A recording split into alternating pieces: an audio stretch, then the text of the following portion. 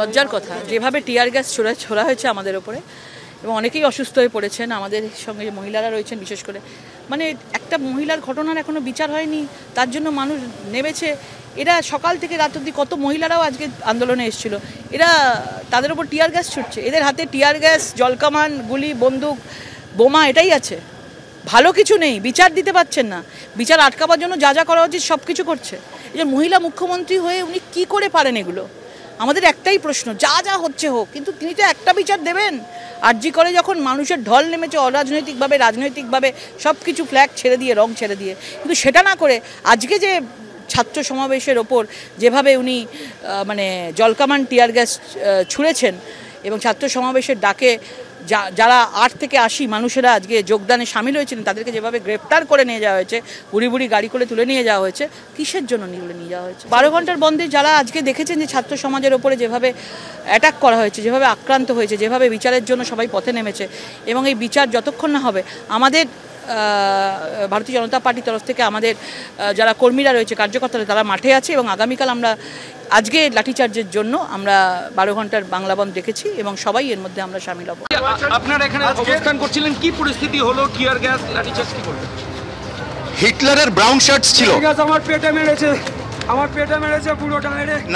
নাজি জার্মানিতে হিটলারের হুডলামস ছিল যারা ব্রাউন শার্টস বলা হতো এবং তাদেরকে টেররাইজ করার জন্য হিটলার ছাড়তো।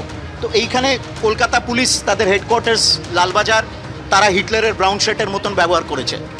আমরা সেখানে বসে অবস্থান বিক্ষোভ, এবং আমাদের একটাই দাবি ছিল যে যাদেরকে আজকে অ্যারেস্ট করা হয়েছে ছাত্র সমাজের তরফে, যারা অ্যারেস্টেড হয়েছে তাদেরকে ছাড়া।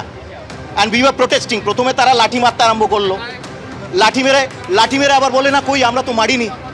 তারপর উইদাউট এনি নোটিস দে লেফট এ টিয়ার গ্যাস, দে রিলিজড এ টিয়ার গ্যাস শেল।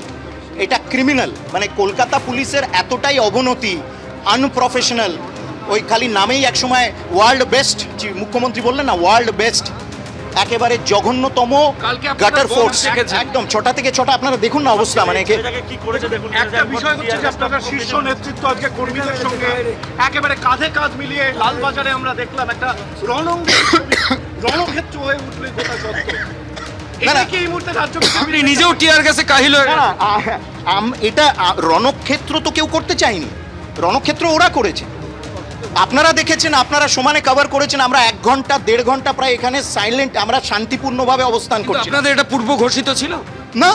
আমরা মানুষ এইভাবে আজকে আক্রান্ত হয়েছে সারা দিন। কলকাতা পুলিশ যে কালকে বারবার বলছিল যে এখানে কিছু যদি অঘটন হয় কে দায়িত্ব নেবে, তো যাচ্ছে দেখুন না, সব ইউনিফর্ম পরে যে যাচ্ছে, সব ব্রাউন শার্টস, এরা হচ্ছে সব ব্রাউন শার্টস। তো কারা আজকে দায়িত্ব নেবে? কে দায়িত্ব নেবে? না, আমরা যাচ্ছি এখন কালকে 6টা থেকে 6টা 12 ঘন্টা, এবং মানুষ কিন্তু মানুষ চায়। এবং আজকে যে ধরনের সারা দিনব্যাপী প্রতিবাদ, নবান্ন অভিযান, এটা মানুষের অভিযান ছিল, কোনো দল না, কোনো কেউ আসেনি।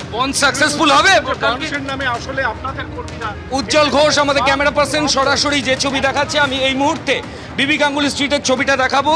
এখানে এই মুহূর্তে যদিও যে বিক্ষোভ ছিল সেটা পুলিশ আধিকারিকরা তাদের ছত্রভঙ্গ করে দিয়েছেন। বিরাট ফোর্স, তারা এই মুহূর্তে ফিয়ার্স লাইনের সামনে পুলিশের যে বিরাট বাহিনী তারা এই মুহূর্তে গেছে, এবং যারা বিক্ষোভ করছিলেন টিয়ার গ্যাসের শেল চার্জ করে তাদেরকে কিন্তু এই মুহূর্তে ছত্রভঙ্গ করে দিয়েছে।